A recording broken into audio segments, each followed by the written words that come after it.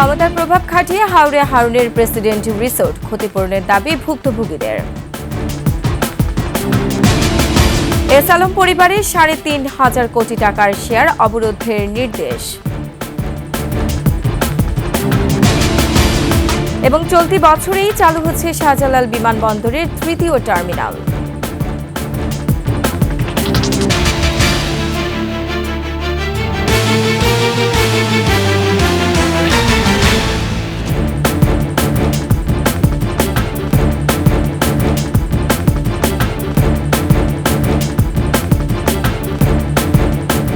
শুনছিলেন সংবাদ শিরোনাম। আমন্ত্রণ ২১শে সংবাদে, সাথে আছে আমি রোমান আমিন। দর্শক, ২১শে টেলিভিশনের সংবাদে একই সাথে সরাসরি দেখতে পাবেন আমাদের ফেসবুক পেজ www.facebook.com/2124 অনলাইনে। এছাড়া সাবস্ক্রাইব করতে পারেন www.youtube.com/@21শে চ্যানেলে।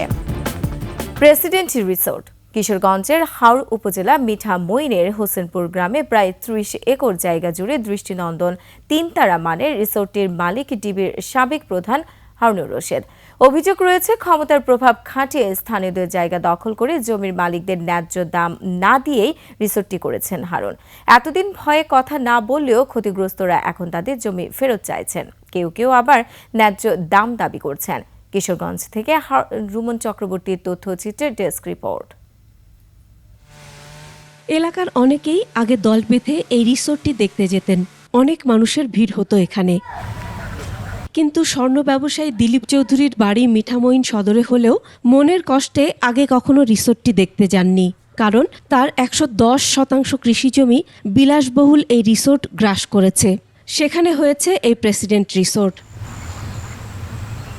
ডিবির সাবেক প্রধান হারুন দিলীপের সঙ্গে কথা না বলেই জমি দখল করেন। পরে দেয়া হয় মাত্র ৫০,০০০ টাকা। পরিস্থিতি এমন ছিল যে এই টাকা ফেরত দিতে সাহস পাননি দিলীপ। ৫ আগস্ট আওয়ামী লীগ সরকারের পতনের পর বন্ধ হয়ে যায় রিসোর্টটি।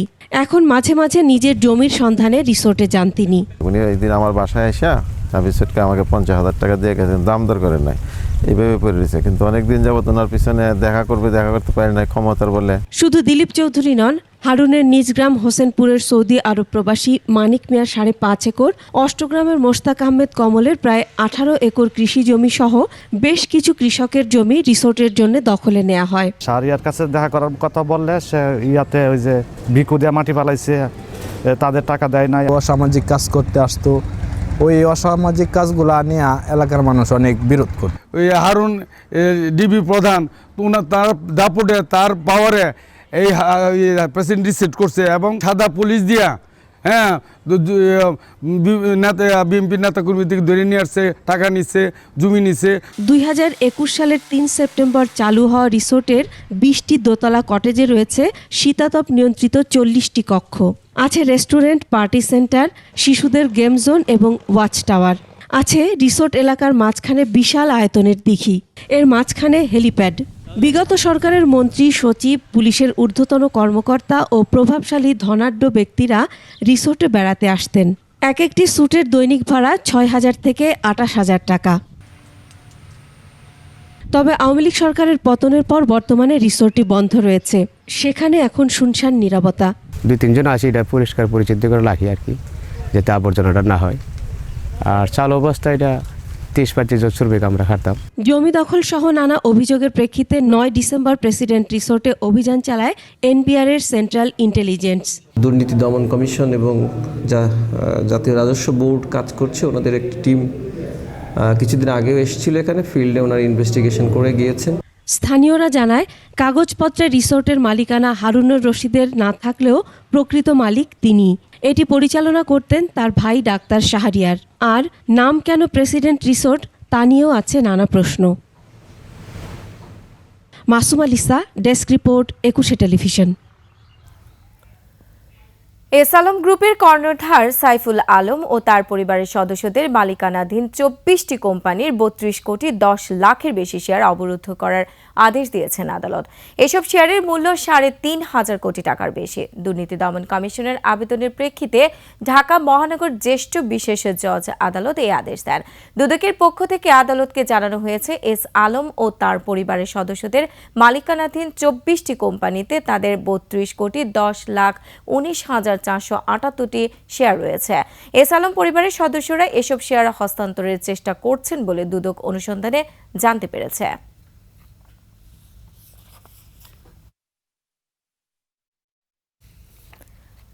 এবছরই চালু হবে শাহজালাল আন্তর্জাতিক বিমানবন্দরের ৩য় টার্মিনাল। আর আগামী বছর জুনে শেষ হবে কক্সবাজার বিমানবন্দরের টার্মিনাল নির্মাণ। একই সঙ্গে দেশের সব বিমানবন্দরে যাত্রী সেবা নিশ্চিত ও অপ্রীতিকর ঘটনা রোধে বাড়ানো হয়েছে নজরদারি। মানিক শিকদারের রিপোর্টে বিস্তারিত। ২০২৩ সালে ৭ অক্টোবর আংশিক উদ্বোধন করা হয়। প্রায় ১.৫ বছর পার হলেও হজরত শাহজালাল আন্তর্জাতিক বিমানবন্দরের ৩য় টার্মিনালের নির্মাণ কাজ এখনও চলছে। ভবনের নির্মাণ কাজ ৯৯% শেষ হয়েছে। বৃহস্পতিবার মিট দ্য প্রেসে বেসামরিক বিমান চলাচল কর্তৃপক্ষের সদর দপ্তরে বেবিচকের বিভিন্ন প্রকল্পের অগ্রগতি সম্পর্কে সাংবাদিকদের কাছে বিস্তারিত তুলে ধরেন বেবিচক চেয়ারম্যান। আমরা প্রত্যেকটা সদস্য মনে করি কয়েক দফা সময় বাড়ালেও এবছরের অক্টোবর-নভেম্বরের মধ্যেই বাকি কাজ শেষ করে ৩য় টার্মিনাল চালু করতে চায় বেসামরিক বিমান চলাচল কর্তৃপক্ষ। নিজেদের প্ল্যান হচ্ছে এই বছরের ভিতরে এই টার্মিনালটা উদ্বোধন করা অ্যাট এনি কস্ট। কক্সবাজারের আন্তর্জাতিক বিমানবন্দর, সিলেটের ওসমানী বিমানবন্দর, চট্টগ্রামের শাহ আমানত বিমানবন্দর সহ দেশের সব বিমানবন্দরের চলমান প্রকল্পের অগ্রগতিও তুলে ধরেন। ডলারের দাম বেড়ে যাওয়ায় প্রকল্প ব্যয় ও সময় বাড়ছে বলেও জানান তিনি। আমাদের একটা huge amount of money pay করতে হচ্ছে প্রত্যেকটা প্রজেক্টের এগেন্স্ট। এখন বলবো যে ওই প্রজেক্টে তো এত টাকা ছিল, এত টাকা বাড়লো কেন? বেড়েছে কারণ এটা রেট ধরা ছিল 84, নাও এটা হচ্ছে 120, 126। এখন ওই রেটেই তো আপনাকে ডলারটা কিনে তাকে দিতে হবে। দ্যাটস ওয়াই প্রত্যেকটা প্রজেক্টে ইনক্রিজ করেছে এবং সময় বৃদ্ধি করার একটা কারণ হচ্ছে, বড় কারণ সেটা হলো আমরা এখানে যেমন এই প্রজেক্টে শুধু আমরা 100 কোটি টাকা পেমেন্ট করতে পারিনি। সম্প্রতি এক যাত্রীর সাথে অপ্রীতিকর ঘটনা নিয়ে প্রশ্ন তুললে চেয়ারম্যান জানান, কারো বিরুদ্ধে অভিযোগ উঠলে সুষ্ঠু তদন্ত করে ব্যবস্থা নেওয়া হবে। কে মেরেছে কি মেরেছে এটা কিন্তু আমরা সব দেখেছি এবং একজন পার্সনকে মেরে ফেলে দেওয়া হয়েছে সেটাও আমরা দেখেছি। বাট সেটা বিবেচ্য ব্যাপার। আমার বিবেচ্য ব্যাপারে আমার যাত্রী সাধারণের জন্য এই ধরনের ঘটনা, অনাকাঙ্ক্ষিত ঘটনা ভবিষ্যতে না হয় সেই ব্যাপারে আমরা সর্বোচ্চ ব্যবস্থা নিয়েছি। মানিক শিকদার, ২১ টেলিভিশন, ঢাকা। সংবাদ এই পর্যায়ে একটা বিরতি নিচ্ছে। যখন ফিরছি তখন অন্যান্য খবরের সঙ্গে আরও থাকবে। কক্সবাজারের রোহিঙ্গা ক্যাম্পে আগুনে পড়েছে শতাধিক বসতঘর, এক শিশুর মৃত্যু।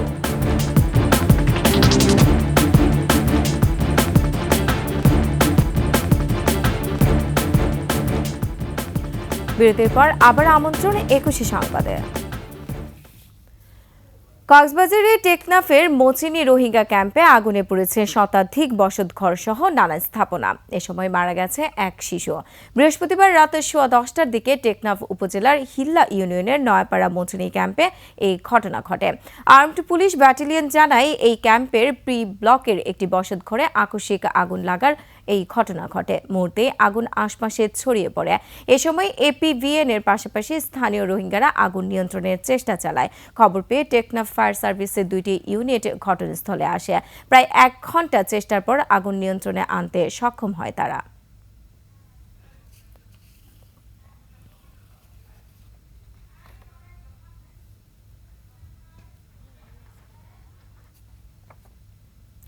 এবার দর্শক, এই মুহূর্তের শীতের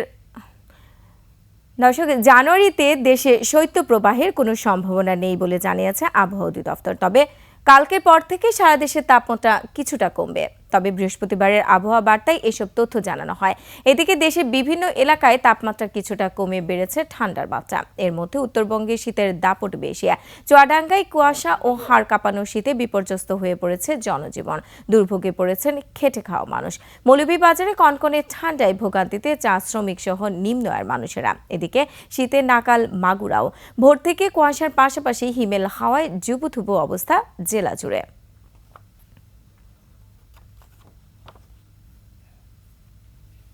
দর্শক, এই মুহূর্তে শীতের আরো খবর জানাতে মাগুরা থেকে সরাসরি যুক্ত হচ্ছেন আমাদের সহকর্মী মাসুম বিল্লাহ।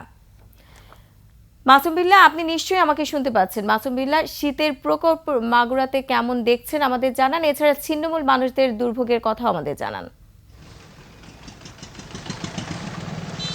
মাগুরায় শীতের তীব্রতা লক্ষ্য করা যাচ্ছে। গত 2 দিনে একটু শীতের তাপ কম থাকলেও আজ মাগুরায় সকাল থেকে কুয়াশাচ্ছন্ন পরিবেশে এবং হিমেল হাওয়া লক্ষ্য করা যাচ্ছে। এই আবহাওয়ার কারণে ছিন্নমূল খেটে খাওয়া মানুষেরা তাদের কাজের সন্ধানে বের হলেও তারা এই শীতকে উপেক্ষা করে এবং প্রচণ্ড ঠান্ডায় শহরে ঘুরছেন। এছাড়াও মাগুরা সদর হাসপাতালে বয়োবৃদ্ধ এবং শিশুদের এই ঠান্ডাজনিত কারণে রোগবালাই লক্ষ্য করা যাচ্ছে এবং প্রচণ্ড রোগীর চাপ বেড়েছে বলে হাসপাতাল কর্তৃপক্ষ জানিয়েছেন। মাগুরা শহরের এবং চারটি উপজেলায় ছিন্নমূল মানুষের পাশাপাশি শ্রমজীবী মানুষেরা এবং কৃষকেরাও তাদের যে বড় আবাদে কাজ শুরু করছেন সেটাও এই শীতের কারণে বিঘ্নিত হচ্ছে, কারণ এই প্রচণ্ড ঠান্ডায় তারা ঠিকমতো তাদের কাজ করতে পারছেন না। এর পাশাপাশি শীত বস্ত্রেরও সরকারিভাবে আমরা জেলা প্রশাসক শহরের বিভিন্ন জায়গায় শীতবস্ত্র বিতরণ করলেও প্রত্যন্ত অঞ্চলে বা গ্রাম অঞ্চলের মানুষেরা শীত নিবারণের জন্য আগুনকে বেছে নিয়েছেন। আগুন জ্বালিয়ে তারা এই শীতের সকালে সাধারণত সূর্যের তাপ ছড়ানোর আগ পর্যন্ত এই আগুন তাপিয়ে তারা এই শীত নিবারণের চেষ্টা করছেন। রোমানা, এই ছিল আমার কাছে মাগুরার শীতের সর্বশেষ পরিস্থিতি। মাসুম বিল্লাহ, আপনাকে ধন্যবাদ। দর্শক, মাগুরা থেকে শীতের প্রকোপ নিয়ে জানাচ্ছিলেন আমাদের সহকর্মী মাসুম বিল্লাহ। চলে যাচ্ছে অন্যান্য প্রসঙ্গে। দর্শক, এ পর্যায়ে আবিবা ফিন্যান্স লিমিটেড বাণিজ্য সংবাদ।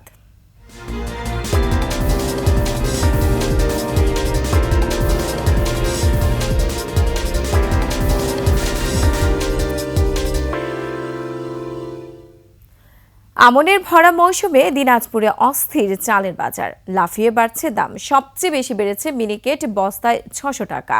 এর জন্য ধানের উচ্চ মূল্যকে দুষছেন চালকল মালিকরা। দিনাজপুর প্রতিনিধি চিত্ত ঘোষের তথ্য ও ছবিতে ডেস্ক রিপোর্ট। চাল কিনতে এসে ক্ষুব্ধ ক্রেতারা। সপ্তাহের ব্যবধানে ৬৮ টাকার মিনিকেট বিক্রি হচ্ছে ৮০ টাকায়। ৫০ কেজি ওজনের প্রতি বস্তায় দাম বেড়েছে ৩৫০ থেকে ৪০০ টাকা। মিনিকেটে দাম বেড়েছে বস্তা প্রতি ৬০০ টাকা পর্যন্ত। এর প্রভাব পড়েছে খুচরা বাজারে। কেজি প্রতি বেড়েছে ৮ থেকে ১০ টাকা পর্যন্ত।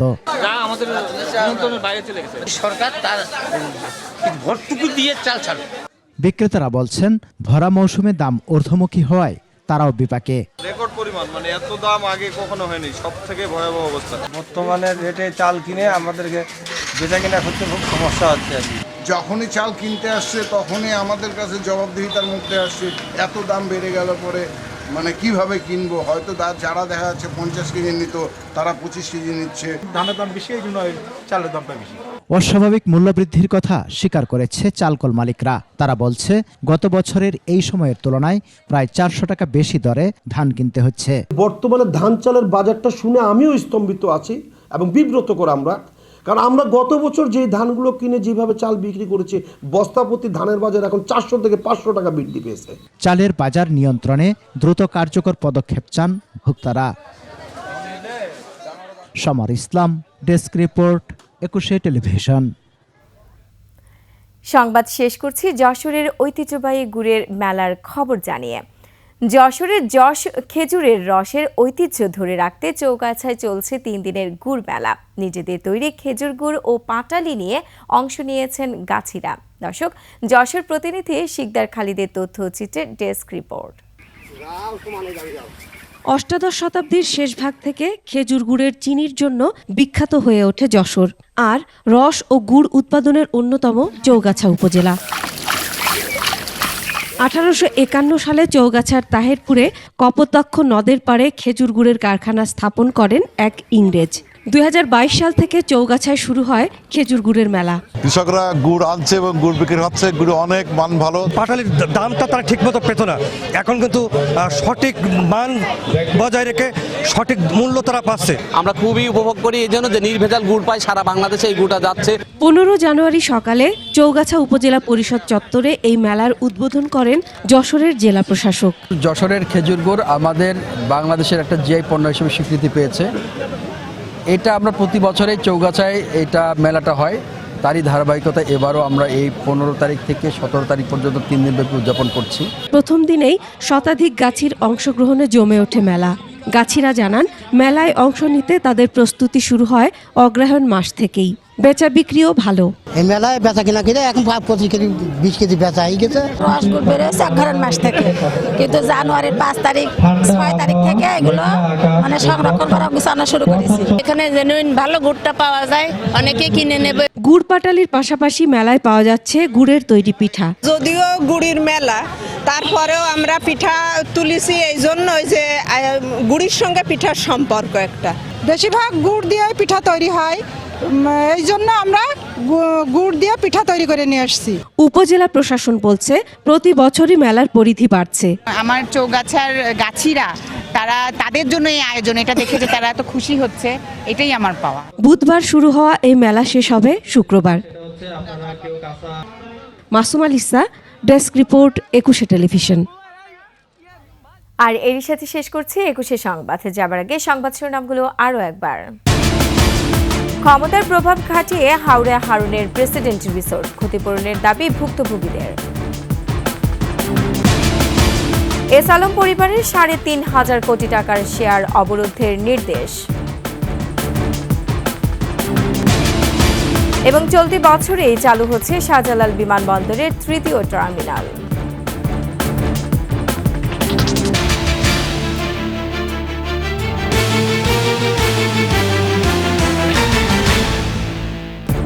দর্শক, সর্বশেষ সংবাদ জানতে ডায়াল করুন 2021 নম্বর আর ভিজিট করুন 21-tv.com এই ওয়েবসাইটে। ফেসবুকে ভিজিট করতে পারেন www.facebook.com/2124 অনলাইনে। এছাড়া সাবস্ক্রাইব করতে পারেন www.youtube.com/@21etv চ্যানেলে। এতক্ষণ সঙ্গে থাকার জন্য ধন্যবাদ। পরবর্তী সংবাদ বেলা 11টায় দেখার আমন্ত্রণ রইল। 21-এর সাথেই থাকুন।